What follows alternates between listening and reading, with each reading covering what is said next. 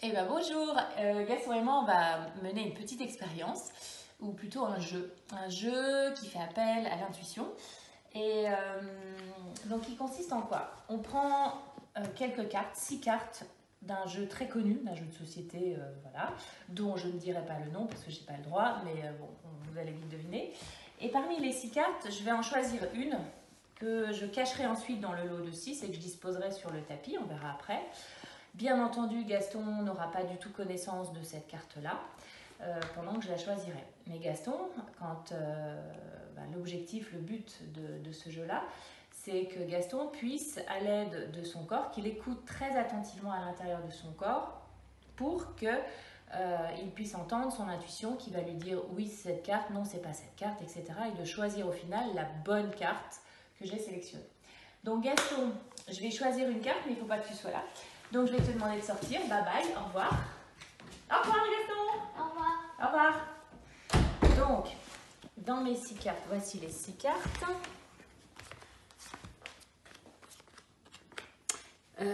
Donc je vais en choisir une.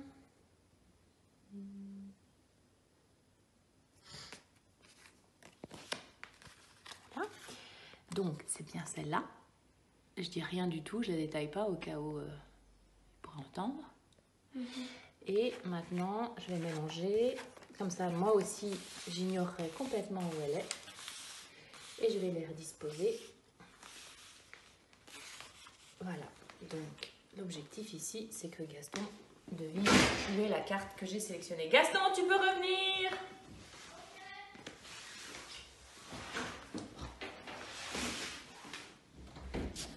Salut Gaston. Hello. Voilà, donc Gaston, il va donc écouter comment ça fait dans son corps, mais plus particulièrement dans ses mains, parce qu'il a des sensations qui sont différentes en fonction de la carte. Et c'est son corps qui va lui dire, tiens, c'est intéressant, tiens, c'est pas intéressant. Et on va le laisser faire.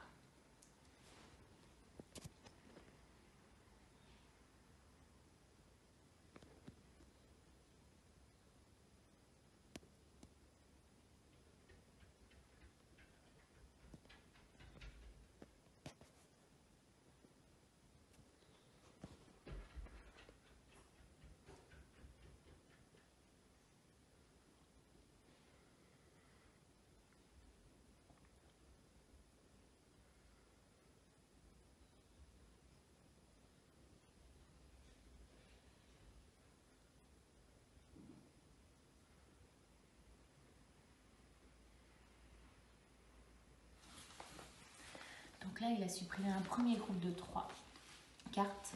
Donc a priori, sa main, les sensations, sa petite voix à l'intérieur du corps lui dit non, c'est pas dans ce groupe-là.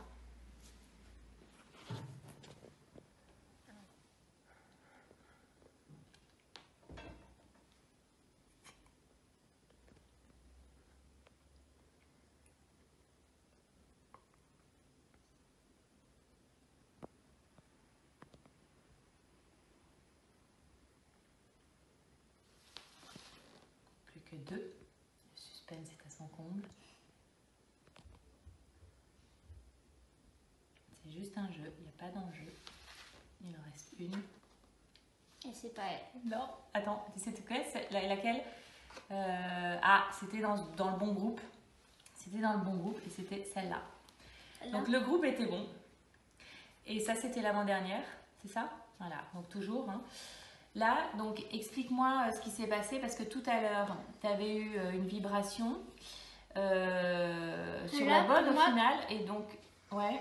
Là, pour moi, j'ai dû jouer du hasard pour le premier groupe parce que tout était vibrant et tout était léger. Tout était vibrant et tout était léger. D'accord. Et moi, surtout, j'ai une question, c'est pourquoi, quand t'as retourné ta carte, tu savais que c'était pas celle-là? Laquelle? Il a retourné la carte et directement, il a dit ouais, c'est la mauvaise. Ah oui.